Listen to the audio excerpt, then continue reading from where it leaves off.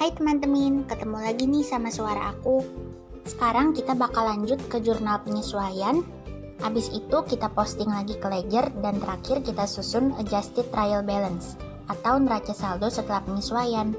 Konten ini adalah lanjutan dari konten latihan soal siklus akuntansi yang seri jurnal umum. Sebelum bahas lebih jauh, let's review a little bit tentang jurnal penyesuaian. Ciri jurnal penyesuaian yang pertama, dia berupa simple entries. Jadi hanya ada dua perkiraan, di mana satunya permanent account dan satunya lagi adalah temporary account. Jurnal penyesuaian juga dibikin pas akhir periode, kayak akhir bulan, akhir tahun, atau akhir kuartal. Terus juga ada 4 kelompok utama dari jurnal penyesuaian. Buat lebih detailnya, nanti teman-teman bisa lihat juga konten aku yang tentang review siklus akuntansi ya. Aku juga ada jelasin tentang jurnal penyesuaian di sana. Sekarang kita bakal lanjutin ke latihan soalnya. Nah, terakhir kan kita sampai sini, yaitu susun trial balance atau neraca saldonya si PT Koran Koala per 30 April 2021. Sekarang kita bakal bikin jurnal penyesuaian per tanggal 30 April 2021. Asumsinya dalam latihan soal kita, penyesuaian itu dibikinnya tiap akhir bulan. Let's go! Soal 1, ini terkait dengan accrued expense. Pinjaman bank diperoleh pada 1 Februari 2021 dengan bunga sebesar 9% per tahun. Kali ini kita bakal bikin penyesuaian untuk bunga berjalan tiap akhir bulan. Jurnalnya interest expense atau beban bunga di debit pada interest payable atau utang bunga di kredit. Caranya tinggal kita kaliin 9% yaitu suku bunga per tahun dengan 1/12 karena untuk bulan April aja, terus dikaliin sama nominal bank loan atau utang banknya, yaitu 100 juta. Ketemu hasilnya 750.000. Nah, asumsi di latihan soal ini, beban bunga itu bakal dibayar di tanggal 5 setiap bulannya. Atau dengan kata lain, 750.000 ini bakal dibayarin nanti tanggal 5 Mei 2021. Biasanya selain terkait dengan beban bunga, penyesuaian terkait dengan accrued expense juga bisa terkait dengan salaries atau gaji. Misalnya gajinya dibayarkan tiap awal bulan berikutnya. Maka nanti dibikin juga salaries expense pada salaries payable. Soal kedua, ini terkait dengan accrued revenue atau pendapatan yang masih harus diterima. Perusahaan membuat penyesuaian terkait bunga dari wesel tagih, yaitu wesel tagihnya Bu Lala yang transaksi tanggal 10 April. And di sini asumsinya 1 tahun itu sama dengan 360 hari. Untuk jurnalnya, kita debit akun interest receivable atau piutang bunga, and kita kredit akun interest revenue atau pendapatan bunga. Caranya, kita kaliin 3% yaitu suku bunga per tahunnya, dikaliin sama 30 juta yaitu nilai dari wesel tagihnya, dikali lagi 20/360. Nah, 20 hari ini kita hitung dari tanggal 10 April sampai 30 April 2021. Jangan lupa kita per sama 360, yaitu total hari dalam setahunnya. Kadang-kadang asumsinya itu nggak selalu 1 tahun sama dengan 360 hari. Bisa juga 365 hari atau 250 hari. Jadi dipastiin lagi ya, biar nggak salah bagi. Kalau di soal sebelumnya kita mengakui beban bunga untuk periode berjalan, sekarang kita mengakui juga pendapatan bunga untuk periode berjalan, yaitu pendapatan bunga dari wesel tagih. Soal ketiga, ini terkait dengan deferred expense atau beban dibayar di muka. Ini nyambung sama transaksi yang tanggal 7 April, yang ada bayar 1 juta untuk 10 kali penayangan iklan. And karena pencatatan di jurnal umumnya kita pakai pendekatan beban, maka di jurnal penyesuaiannya, kita akan mendebet akun aset, yaitu prepaid advertising atau iklan dibayar di muka. Dan kita kredit akun advertising expense atau beban iklan. Kalau yang didebet itu akun prepaid, angkanya kita pakai proporsi iklan yang belum terbit, yang berarti 9/10. Soalnya iklan kita baru terbit 1 kali doang.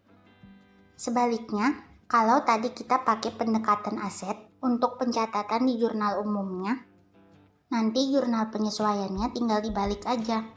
Jadi advertising expense di debit pada prepaid advertising di kredit. Angkanya kita pakai iklan yang udah terbit satu kali, yaitu 100.000. Jadi kalau di jurnal penyesuaian kita debit akun expense, angkanya itu buat yang udah terpakai, atau dalam kasus ini untuk iklan yang udah terbit. Soal keempat, nah ini juga masih terkait dengan deferred expense, yaitu perlengkapan kantor yang tinggal tersisa 7 juta. Sebenarnya ini adalah kebalikan dari soal 3. Pas pencatatan jurnal umum tadi, kita menggunakan pendekatan aset untuk mencatat pembelian perlengkapan. Maka di jurnal penyesuaiannya kita akan debit ke akun office supplies expense atau beban perlengkapan kantor. Dan kita kredit ke akun office supplies atau perlengkapan kantor.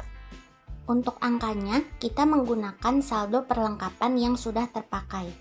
Karena di soal kita dikasih taunya saldo perlengkapan kantor yang tersisa sebesar 7 juta, kita nggak bisa langsung pakai angka itu. Kita harus cari saldo perlengkapan yang udah terpakai.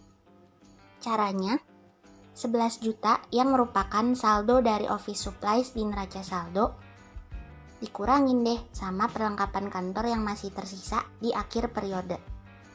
Ketemu yang terpakainya 4 juta.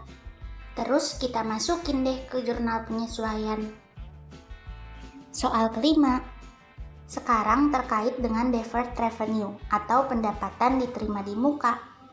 Perusahaan sudah menyelesaikan order dari Bu Lili. Ini relate sama transaksi yang tanggal 17 April. Awalnya diperkirakan butuh waktu kurang lebih 1 bulan untuk selesaiin order. And karena kerjaannya dikebut, ternyata pas 30 April udah selesai. Buat jurnal penyesuaiannya, yang pertama, unearned service revenue di debit pada service revenue di kredit. Angkanya sebesar 15 juta. Nah, kalau teman-teman ingat, pas tanggal 17 April kan kita udah bikin jurnal cash pada unearned service revenue. Sekarang kerjaan kita udah selesai.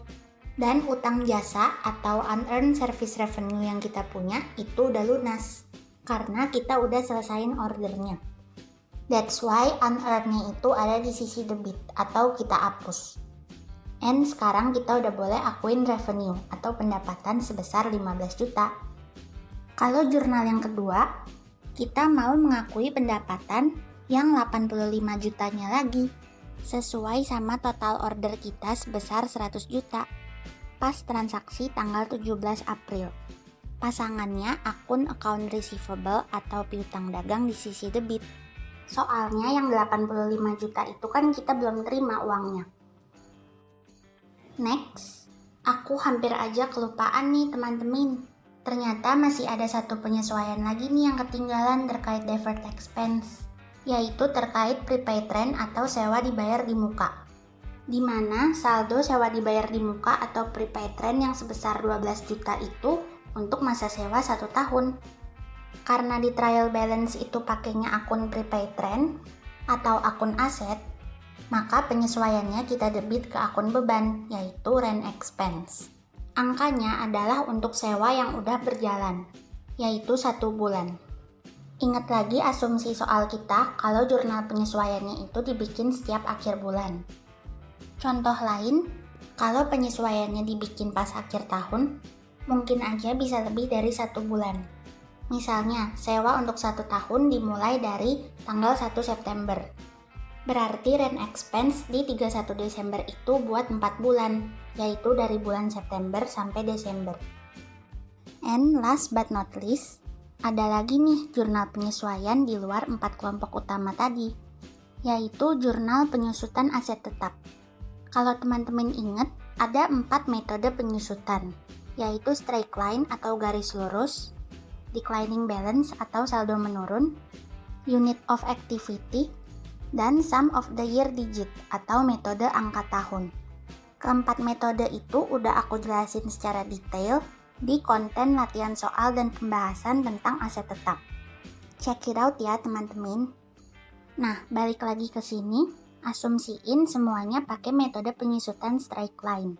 Biar lebih simpel, karena kita mau fokus ke pembahasan jurnal penyesuaian. Di latihan soal kali ini ada 4 jenis aset tetap, yaitu land atau tanah, building atau bangunan, mesin, dan juga vehicle atau kendaraan. Masing-masing dengan harga perolehan dan estimasi masa manfaatnya. Oh iya, diasumsikan juga kalau semua aset tetap ini udah diperoleh dari tahun 2019.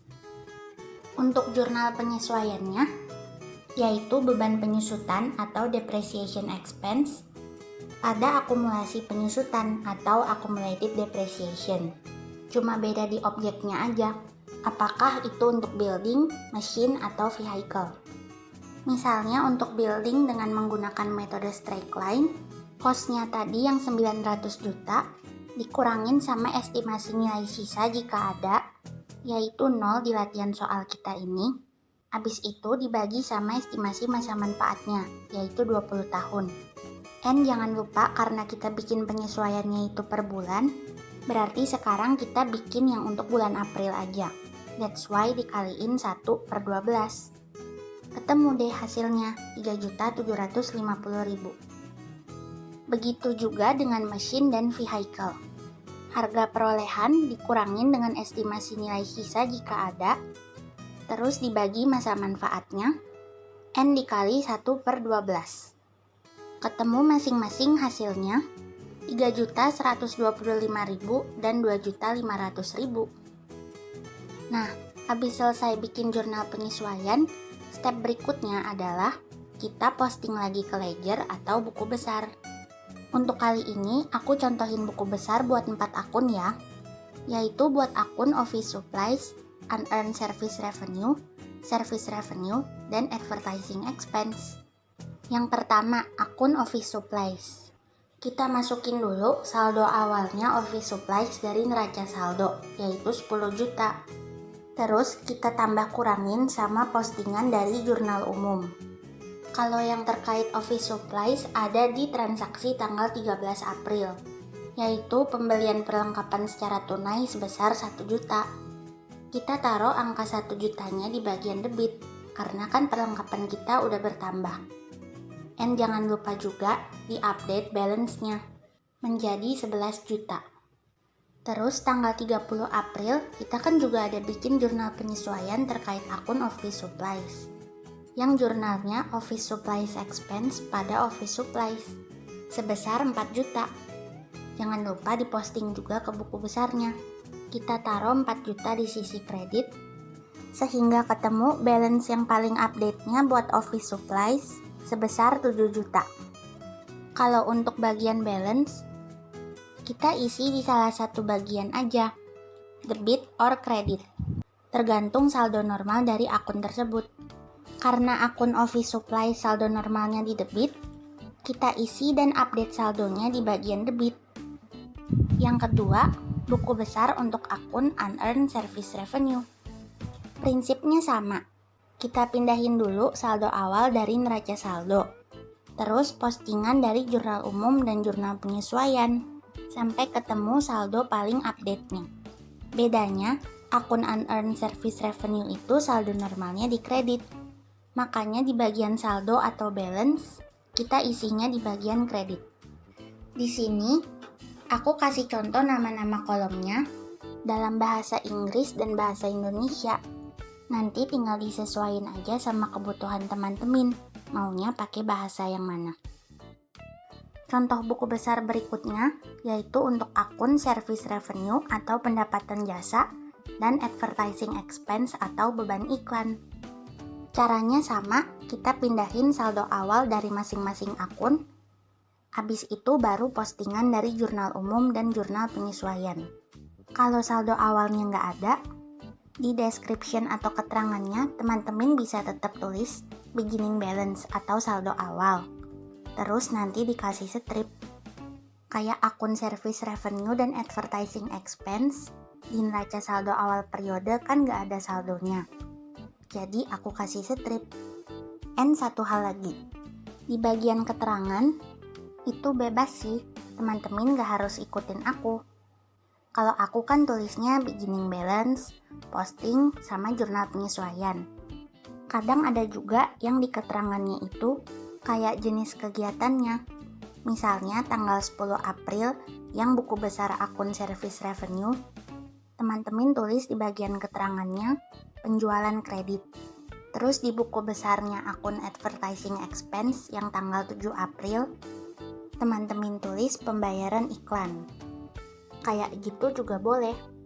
Intinya, tiap teman-teman habis selesai bikin jurnal, langkah berikutnya adalah diposting ke ledger atau buku besar. Kayak dari jurnal umum, jurnal penyesuaian, jurnal penutup, dan sebagainya. Baru abis itu kita susun neraca saldo.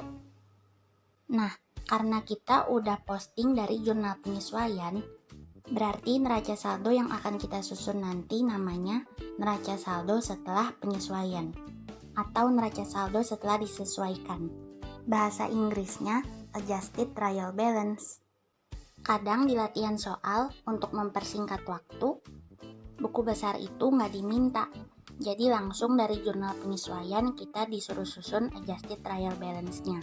Boleh-boleh aja sih, namanya juga soal, hehehe. Tergantung sama pembuatnya. Atau kalaupun disuruh, buku besarnya untuk beberapa akun aja. In real life, apalagi kalau udah pakai sistem, ledger itu biasanya bakal otomatis ke-update. Nah, balik lagi ke sini. Sekarang kita bakal susun neraca saldo setelah disesuaikan atau adjusted trial balance. Angka-angkanya ini dapat dari saldo buku besar yang paling update, yaitu setelah kita masukin postingan dari jurnal penyesuaian.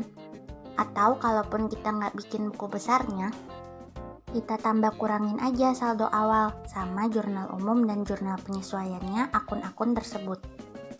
Hal yang nggak kalah penting adalah teman-teman harus tahu saldo normal dari setiap akun. Kayak akun kas bertambah di debit, berkurang di kredit. Akun service revenue bertambah di kredit, berkurang di debit. Dan seterusnya, biar teman-teman nggak salah tambah kurang. Nih, teman-teman bisa coba kerjain sendiri ya. Terus nanti hasilnya dicocokin sama adjusted trial balance ini. Apakah bakal ketemu debit sama dengan kredit? Dan ketemu hasilnya 1.802.925.000. Selamat mencoba. Oke teman-teman, konten kali ini yang seri jurnal penyesuaian udah selesai. Thanks buat teman-teman yang udah nonton, dengerin penjelasan aku dan ikut bahas bareng-bareng. Semoga konten ini bermanfaat buat teman-teman. Nextnya, aku bakal bikin konten tentang latihan soal dan pembahasan yang seri jurnal penutup. Ditunggu ya teman-teman. Stay healthy, selalu terapin protokol kesehatan, and God bless.